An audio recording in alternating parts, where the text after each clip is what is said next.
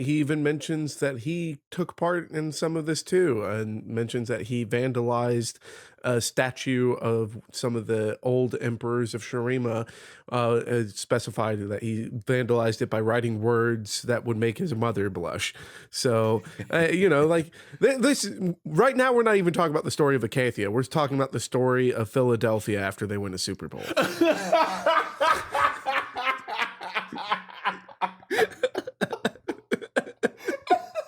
And then Axe grabbed a handful of horse shit and took a bite. Go Birds.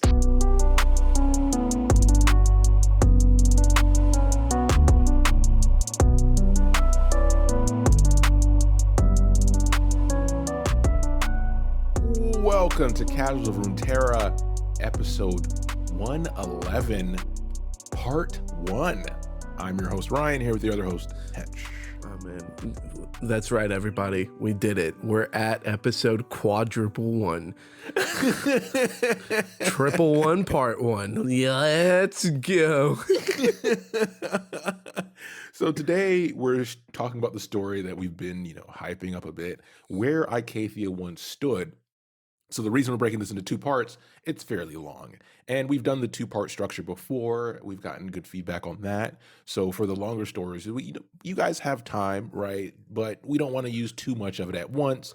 And it gives it a more digestible format to do it that way. So Yeah. Yeah. And we definitely want it to be digestible because these are stories that we really like. So we don't want to skip the longer ones just because they're long. But if this is a format that you do like, or if you have any critiques, you could always reach out to us. And that's what housekeeping's for, right? exactly. You can listen to us everywhere. Email us at podcastcore, that's COR, @gmail.com. Visit us at podcastcore.com for all the rest of our info. Follow us on all the platforms because that helps and more people will see us. And then leave a like and comment because we care what you think. But how we gotten this far, the early stuff, is word of mouth. So tell a friend to learn how to resist imperialism by listening to the Casuals of Runeterra podcast. That's right. Down with the proletariat, baby. Let's go working class. All right. And as far as with the story where Icathia Once Stood, before we even dive into it, I want everyone to just go ahead, go to the League of Legends website, pull up this story through Jax's page, and just look at the picture at the start of this story. Just breathe it in. I love it so much. It's so good. I'm so excited to talk about this. Take us away. And also, two disclaimers. First of all, this has flashbacks within flashbacks. And this is one of those things that we've talked about. It's a very confusing narrative structure. We don't like it, No. but we'll try to keep you on point on where we're at. But that said, that's how excited you can be because we're still excited about it, even though there's friggin' flashbacks within flashbacks.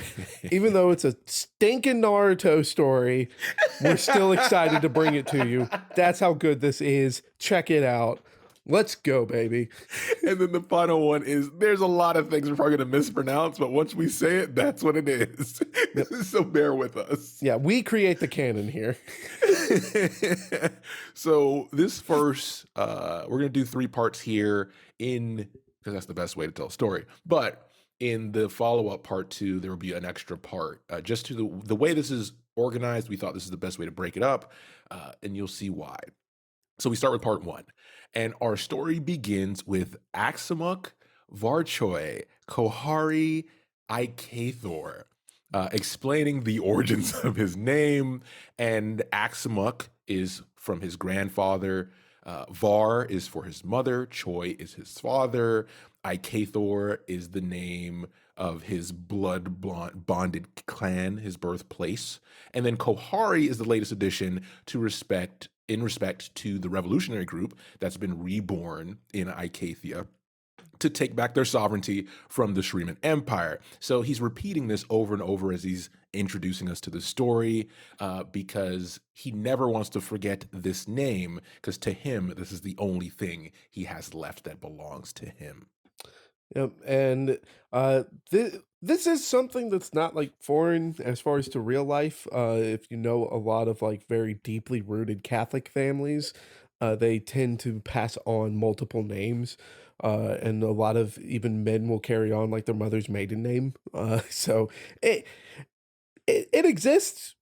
This is very complicated, as well as it just being a lot of just stinking vowels upon vowels. So I am totally down just to call him Max. Yep, we're gonna call him Max. Hatch and I are on the same page. Because from my perspective, you also see this a lot in African culture as well, with how names are handled, especially on the male side. So we're gonna do Axe because come on, we got a Yeah. long story here. We want to get through it. Yeah, we're not going to spend 5 minutes for pronouncing this dude's name every time we have to talk about what he's doing, and it's his perspective, so we're going to be saying "axe" a lot. All right. Exactly. So this takes us directly into part two, right? And we move forward to a parade celebrating the uprising of the Kohari and them heading off to battle the Shuriman army. And there are cheering men and women kind of honoring them as they march through the main town fair.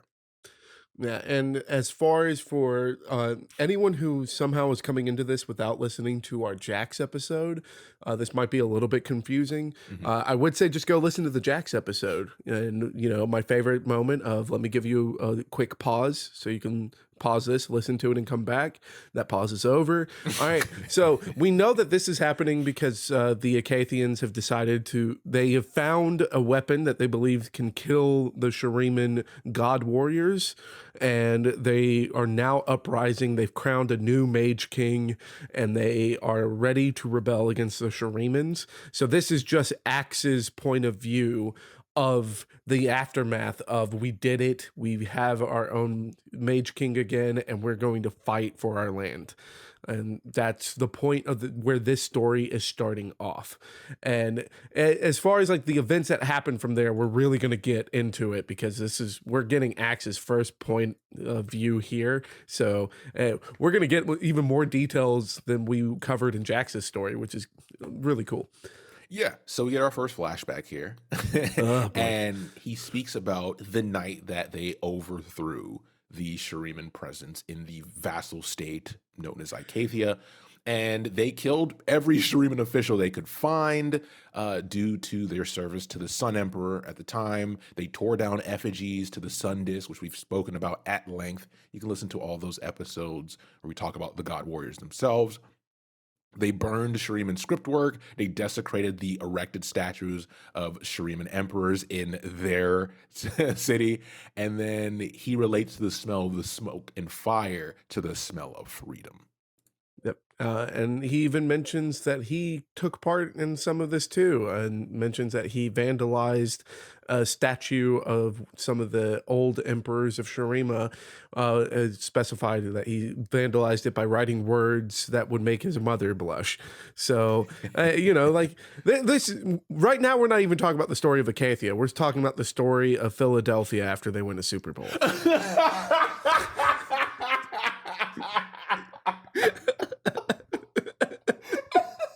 And then Axe grabbed a handful of horse shit and took a bite.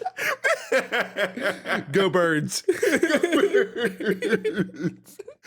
So one thing to add on to what Hetch mentioned is that remember this is post imperialism.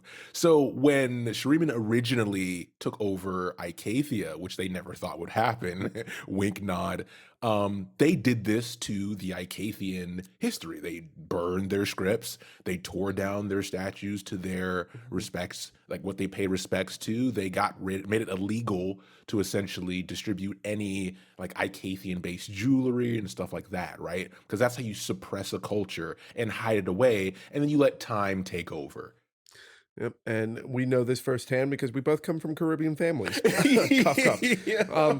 Yeah, but it is also important to point out because we don't really cover it too much in this story. We do cover it in our Jax bio that this happens. This isn't what happens as far as like the initial rebellion, because this happens kind of on the heels of one of the first battles of the new Kahari, because like Jax leading the new Kahari was able to kind of solidify their hold on Acathia. Yeah. But there's, Shurima is a very large empire, and they're going to strike back. All right, like it's just like we see with the American Revolution. They kind of were able to take over at the Boston Tea Party. They set their footholds, and then a crap ton of ships come over. All right, like so this is happening as far as like that first little bit of like we did it, we're rebelling, and the Shurimans are currently sending a crap ton of ships. Exactly. Well, that's a great analogy. So Axe returns from this memory, so we're back from the flashback, to the ongoing march through the town square, essentially.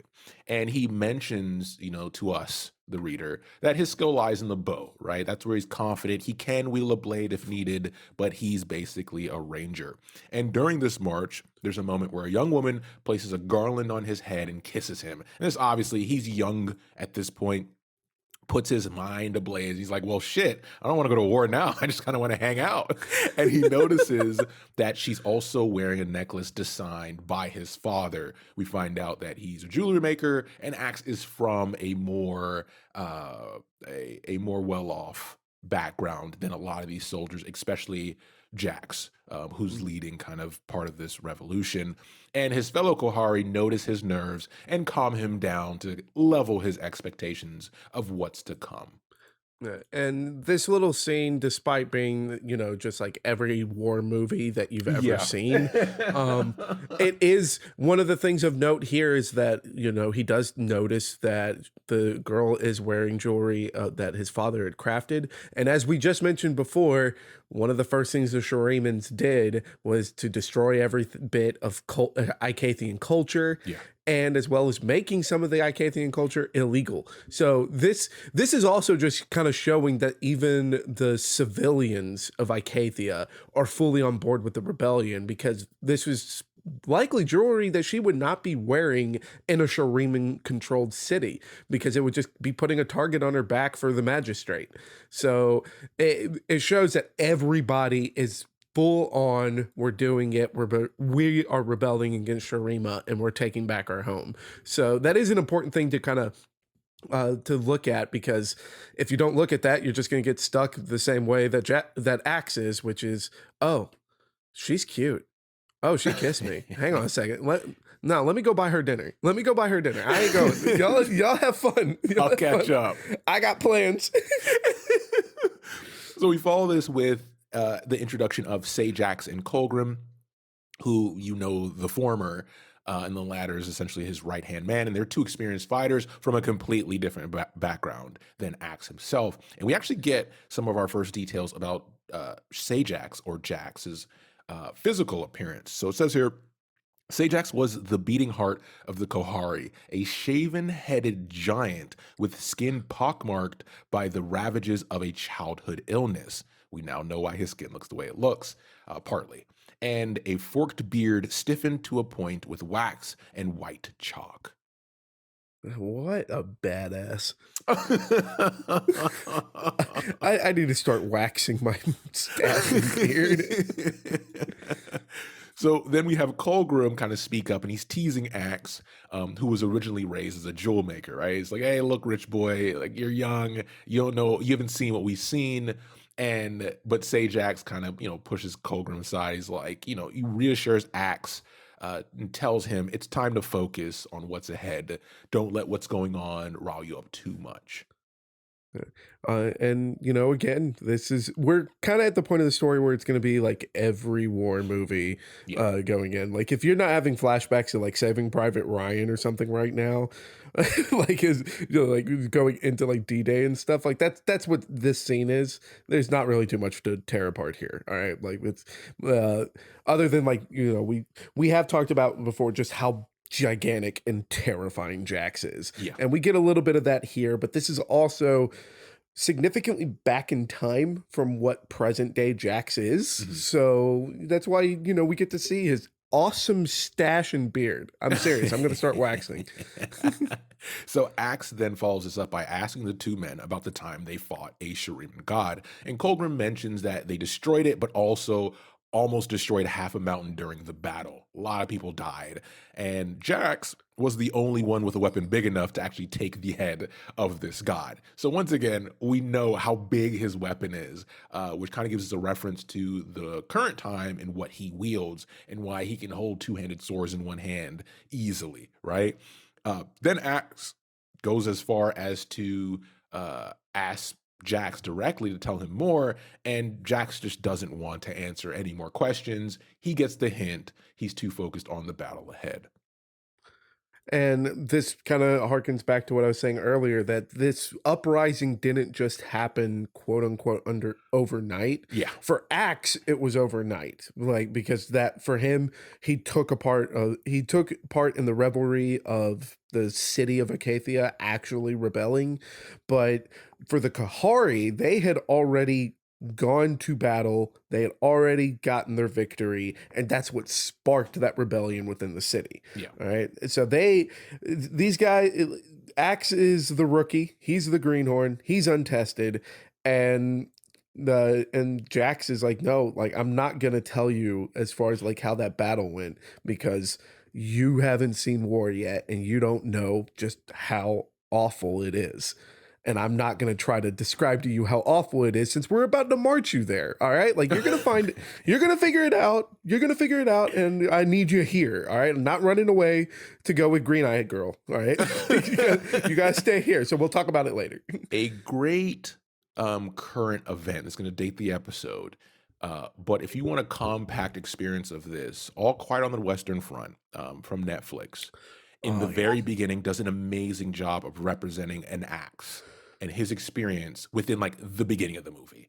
From Yes. beginning to end, you'll see this. That's why Hetch keeps saying it's kind of a trope at this point. But if you want to see it well done, that's one example.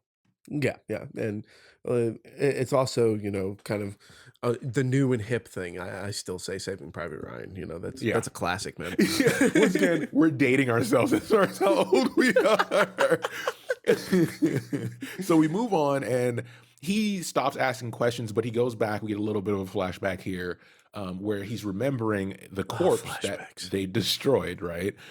Being paraded around the newly liberated city. And his father didn't want him to see it, knowing it would set that fire of rebellion in Axe's heart. Good try, Pops. It happened anyways. But he couldn't quite remember what it looked like. All he remembered is that it was massive. But we get a little foreshadowing now, even though all of this is a flashback, where he says he couldn't remember what it looked like, but he would see one soon and understand what Sajax meant. I will give credit where credit is due here. Like they do a really good job of kind of fleshing out Axe as a character Yeah. instead of someone to just be thrown away. We'll get to that point later. Spoilers, but they do a good job because he is doing like we are getting his insight as far as him being able to read the room. He's realizing Jax doesn't really want to talk about it, but he's still listening intently on what Jax is saying. He's taking these context clues, putting them together, and coming to conclusions of his own. And those conclusions are that like he starts kind of breaking out in a cold sweat, like, oh God, I'm gonna have to see one of these God warriors like in the flesh. Yeah. And like so he starts getting afraid like right now, and that's really good as far as for the storytelling when we get out of this freaking flashback, because it's it's a lot of different complex emotions that he's just like they're constantly bubbling up, and he's constantly fighting to keep them down and try to be cool in front of his heroes, because these are the guys they're the reason that he's here. And so he doesn't want to look bad in front of them, but he's like, they're really doing a good job of telling you exactly the turmoil going on within Axe, which is great for the story that we're going through. And to add a little bit to what Hetch said, for all you D&D players, everything he just mentioned are great aspects of a good ranger, which is what Axe is. So great writing to this point. So good. I know the name for my next ranger when I play D&D again. The whole name? Is there a character limit or? Oh, I'm gonna find a way around it. I'm gonna get banned on TNT Beyond. And demand the other players have to say your full name or you won't respond. I'm just gonna stare into the camera like, say it. So this takes us to our final part of this part of the storytelling, part 3, where we're now out of the flashback, we're back, and they arrive at the crumbling stone city wall. So they're now outside the city, and this is where it's being rebuilt by stone rights and thaumaturge. God damn it, thaumaturges. We're gonna call them mages. They're mages, okay? I always I hate saying that word. It's been around longer than I have. So what you're saying is that when we, decide to like try to learn the ancient arts of magics, that you're not going to go to the thaumaturgy class? Yeah. So nearby them stands the Icathian army. There's tens of thousands of men and women. And this is impressive for Axe because, once again, he's never seen anything like this. There's a mixture of Talon riders, other archers like him, soldiers with axes, picks, and spears. And there was this continuous crackling of energy happening as well because they have mages of their own. And around these mages, the air around them starts to blur. You would see this in a lot of like anything with magic in it. Usually it's written the same way of how magic warps the atmosphere around the wielder. On top of this, we have Sage Axe telling Axe not to be too impressed by what he sees in front of him, since the Sun Emperor has 5 armies, and the smallest one is 3 times the size of their current army. And I wonder, how will they balance the scales? Seeing as Icathia is totally still a region that stands and that has cards printed in the game Runeterra, and Jax is a part of Icathia and not just a Runeterra card. Yeah, they can balance the scales fine. The sarcasm is thick. Thick, my lord, it's thick. But yeah, this is also like what I kind of pointed out, where it's like Jax was like, no, I'm not going to tell you these stories because I don't want to scare you. And it's like, okay, well, now that we're at the front line, you're about to see soon enough. Don't get too impressed, kid. We're fighting an uphill battle. So to elaborate more, Jax wouldn't tell Axe, how they would overcome this disadvantage, but Axe can see in the distance there's a silken pavilion of crimson and indigo, with Priest near it weaving intricate patterns in the air. He doesn't know what this means, but Axe does notice he's beginning to feel sick while just looking at it. So when he looks away, he wipes his mouth and notices there's blood, and he's surprised by that. No battle has started yet. What's going on? So he says, hey, what's over there? Which is a very understandable question. And Jax just says, a weapon. Oh, God. If only it was just a weapon. If only it was just a weapon. And for people that have listened to our, specifically Icathia episodes like Jax and Zillion, or even if you want to listen to an episode that kind of takes place in more present day Runeterra, like Kaisa, yeah, it's not a weapon. That's a big spoiler, but I'm fine spoiling it. It's not a weapon. Yeah, so we get a little bit more details that after an earthquake in Sabera, the mages found this new weapon, quote unquote, deep underground. And this group wasn't aware of what kind of weapon it was, but they were ensured, which, okay, we'll stop here. And I think we've talked about this in the past. The will of a priest and what they have done in history. We have learned in modern history that when a priest tells you something, it's not purely by a godly whim. There's sometimes some other motivations. I'm sorry, I'm just dying at the moment. Let him recover. Oh, God. The pathway to hell is paved by good intentions.